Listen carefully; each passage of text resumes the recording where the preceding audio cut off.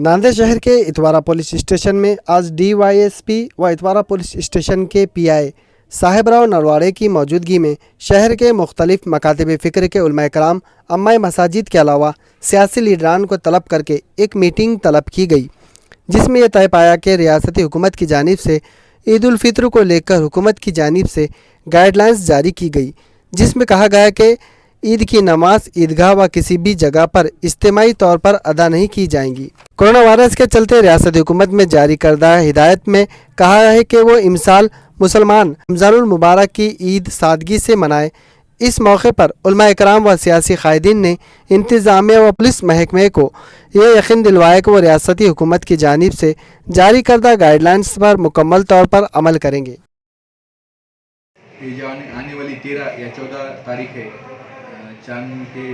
निकलने के हिसाब से जिस दिन भी ईद होगी, सबसे पहले मैं आपको ईद उल फितर की शुभकामनाएं देता हूँ। आने वाली ईद के जो सेलिब्रेशन है उसको करने के लिए महाराष्ट्र शासन ने कुछ गाइडलाइंस दी है कि किस तरह से सभी बांधव ईद मनाएं। उस गाइडलाइंस में इकट्ठा जमा होने के लिए शासन ने निर्बंध डाले हैं। जो नमाज अदा होगी ईद की, वो लोगों ने अपने घर में अदा करने की आवश्यकता है। ईदगाह या मस्जिद इसमें जमा होगा या उस कारण कोविड-19 डिसीज़ का फैलाव होगा, इस हिसाब से लोगों ने नहीं आना है, जिस कारण कोरोना का संसर्ग बढ़ जाएगा या केसेस बढ़ जाएंगे। उस हिसाब से आज इतवारा पुलिस स्टेशन में कुछ लोगों की लिए मीटिंग के लिए बुलाया था, उनको भी ये गाइडलाइन समझा दी है और उन्होंने भी सभी मौलाना ने भी आह्वान करने की बात के लिए राज़ी हो गए कि जो ईदगाह या मस्जिद में नमाज सामूहिक तौर पे जो नमाज अदा होती वो इस साल भी नहीं होगी, पिछले साल की तरह ही सभी लोगों ने अपने घर में ही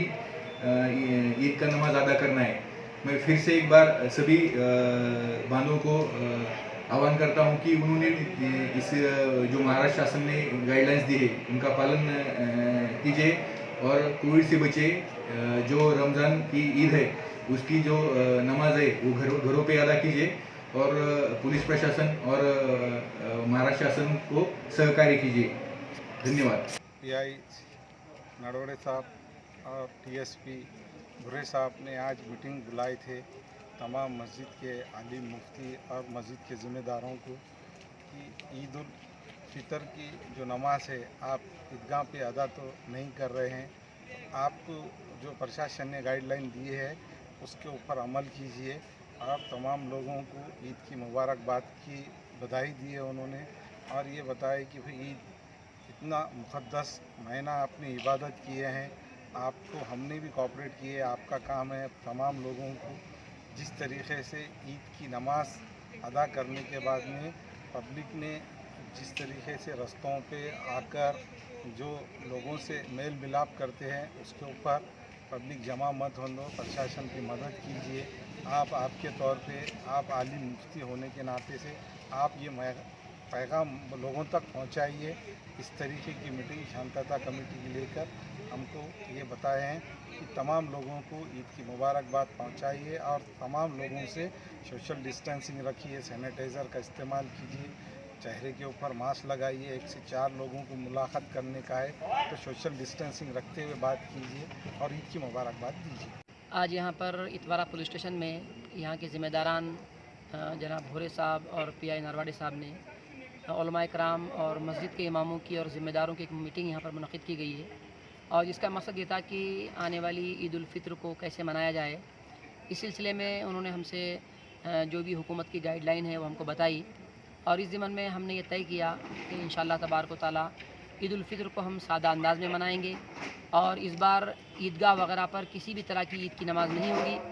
और उसके अलावा जो है मसाजिद वगैरह में जो गाइडलाइन गवर्नमेंट की तरफ से जो परमिशन दी गई है, आप ज़रा से गुजारिश है कि उसका ख्याल रखें और बग़ैर किसी हुजूम के, बग़ैर किसी जमाव के इत्मीनान से ईद उल फितर को मनाएं और उसकी बरकतें हासिल करें।